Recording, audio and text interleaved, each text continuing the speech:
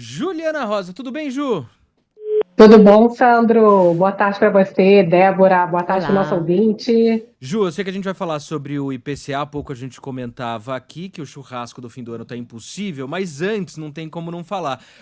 Do Selic, Copom, você já vem comentando, né? A expectativa é de uma alta para 12% ao fim do ano, mas tivemos aí a aprovação de nomes indicados pelo presidente Lula para a diretoria do Banco Central. Gabriel Galípolo já tinha sido indicado para o Banco Central. E a expectativa, eu queria falar um pouquinho sobre ano que vem. Muda a composição, mas acima de tudo muda a presidência do Banco Central. Aí muita gente pode olhar, ah, não.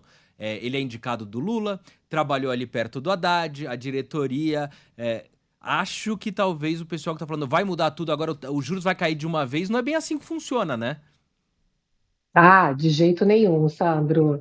Olha, eu acho que vai ser até interessante a gente poder acompanhar a partir do ano que vem, com maioria indicada pelo governo Lula para o Banco Central. A gente hoje tem maioria ainda indicada pelo governo anterior, são 5-4, e a gente vai ter 7-2 no ano que vem. Então, maioria indicada pelo governo Lula. E aí aquele discurso de que tem uma perseguição porque o Campos Neto tem um plano maligno para poder destruir o governo Lula, isso vai cair por terra. E, automaticamente, a maioria agora indicada pelo governo Lula, ela vai dar continuidade à necessidade de aumentar juros nesse momento. Porque é isso, inclusive, que eles vêm sinalizando. O próprio Gabriel Galípolo, que é o próximo presidente do Banco Central a partir de janeiro, ele vem demonstrando nas suas falas públicas uma preocupação maior com a inflação. O dólar passando aí de R$ 6, o governo tendo um gasto público muito forte e levando a um crescimento acima do que a economia consegue sustentar sem gerar inflação, a frustração aí com o pacote fiscal do governo, tanto do ponto de vista de pisar um pouco no freio, tirar um pouco o pé do acelerador do gasto público para poder ajudar no alívio da inflação, quanto nessa perspectiva de responsabilidade com as metas de equilíbrio fiscal, levando a uma desconfiança em um dólar acima de R$ 6. Então, o próprio Galípolo tem feito um discurso mais duro e reforçando a expectativa de que os juros vão continuar subindo. Hoje começou a reunião do Comitê de Política Monetária do Banco Central, a última reunião do ano, com o Roberto Campos Neto à frente do Banco Central. No ano que vem, Galípolo assume, em janeiro, março, vai continuar tendo aumento de juros. Essa é a expectativa. O Galípolo tem feito um trabalho importante de conquista de credibilidade, ele tem votado, inclusive, a favor da alta de juros. Portanto, você tem, talvez ali, Sandro, Débora, um espaço maior de visões econômicas, já que o próprio Galípolo ele vem de uma escola que é mais heterodoxa, ele não vem de uma escola liberal da economia. No entanto, ele não coloca em discussão em nenhum momento a importância de manter a inflação baixa. Ele sabe, ele reforça que inflação alta pune principalmente os mais pobres, que não têm capacidade de se proteger da inflação alta. Então, a gente pode falar também do IPCA, né? Porque está caro e, como você falou, carne, principalmente, muito cara, né? Ah, exatamente. A gente estava falando que nem o patinho escapou. Até o patinho tá mais caro. Ô, Ju, a gente tem dados do IPCA de novembro, uma desaceleração de 0,39%. Uma leve alta em relação às projeções dos analistas. Quero te ouvir em relação a esses dados que foram divulgados hoje pelo IBGE. É uma inflação que veio pesada ainda, Débora. Ela, de fato, ela é menor em novembro do que no mês de outubro.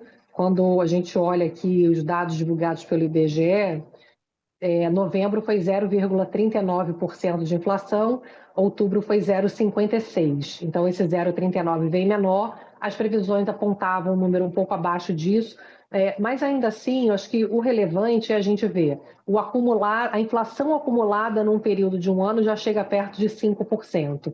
É verdade que não é uma explosão inflacionária, mas inflação, gente, é que nem tubo de pasta de dente, né? Você aperta, sai a pasta de dente para fora, você não consegue botar aquele conteúdo para dentro do tubo de novo. Então, a inflação, você tem que ter muito cuidado, muita responsabilidade para não deixar ela ir crescendo e depois para poder voltar é muito difícil. E é importante esse número aqui de hoje, porque não só a inflação oficial, que é o IPCA, ele mostra que uma inflação que chega perto aí dos 5%, está em 4,87%, mas esse dado aqui de novembro, acumulado em 12 meses, já é referência também para o reajuste do salário mínimo. Quando a gente olha, o IPCA ele pega o salário, até 40 salários. Então, ele faz uma média assim, dos salários da população, né?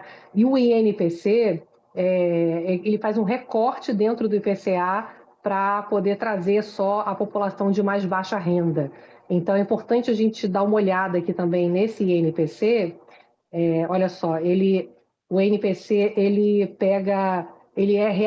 serve de reajuste para o salário mínimo de 2025. Então, estou olhando aqui o reajuste do ano que vem do salário mínimo, com a proposta já do governo Lula de fazer um reajuste menor, né, do que vem acontecendo, vai ser de 7,34%, se valer a regra do pacote fiscal, que ainda está lá no Congresso, né?